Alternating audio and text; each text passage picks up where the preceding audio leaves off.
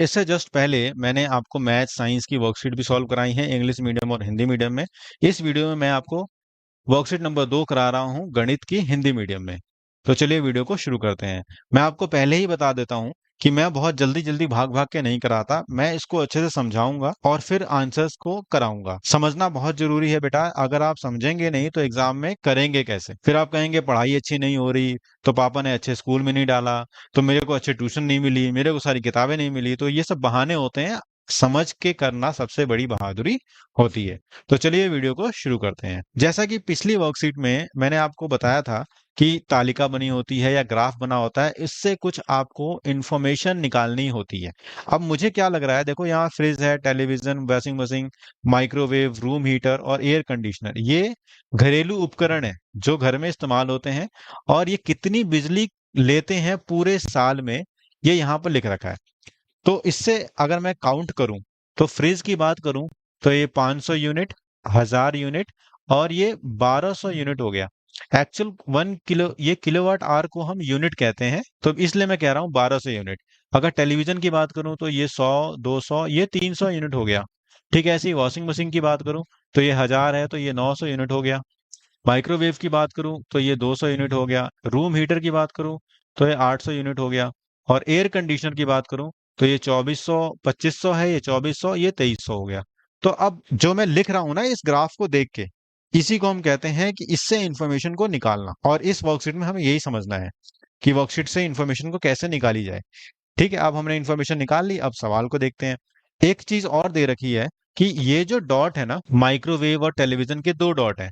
इसका मतलब माइक्रोवेव कहाँ है, ये रहा। दो डॉट का मतलब ये 200, ये पूरा 200 है, तो एक डॉट का मतलब है 100। ये ऋचा ने अलग तरीके से उस चीज को दर्शाया है। ठीक है, ऐसे ही टेलीविजन के 3 डॉट हैं, तो 300 है, और ऊपर भी देखो 300 है। इसने डॉट के रूप में दिखाया है, इसने ग्राफ के रूप में दिखाया है। तो चलिए अब सवाल को करते हैं। वॉशिंग मशीन की वार्षिक बिजली खपत, वॉशिंग मशीन की वार्षिक बिजली खपत 900 है, तो इसका आंसर ये हो जाएगा। 450 किलोवाट आवर से अधिक खपत करने वाले उपकरण, भाई 450 से अधिक खपत करने वाले उपकरण का नाम हमें बताना है।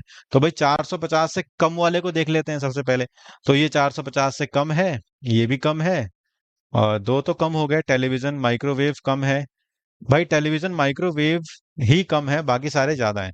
तो इस सवाल में ना टेलीविजन और माइक्रोवेव वाले को हटा देते हैं। ये टेलीविजन हटा दिया, माइक्रोवेव हटा दिया, माइक्रोवेव हटा दिया। रूम हीटर, वॉशिंग मशीन और फ्रीज, ये 450 यूनिट से ज्यादा बिजली लेते हैं पूरे वर्ष में।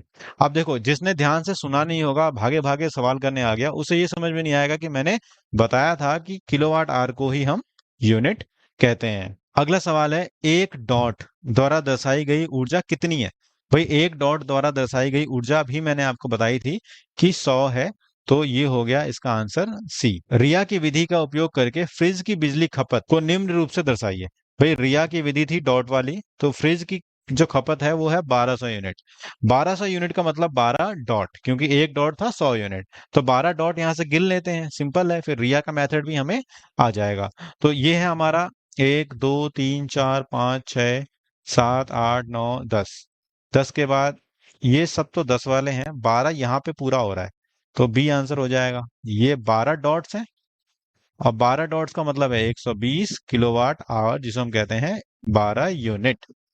उम्मीद है कि ये वर्कशीट आपको बहुत अच्छे से समझ में आई होगी, और समझ के करना ही सबसे बड़ी बहादुरी है। हमने भी क्लासेस करी हैं, अगर हम समझते नहीं है ना, तो फिर हम एग्जाम में चीटिंग के मोड में आ जाते हैं, तो हमें ऐसा नहीं करना है। Thank you.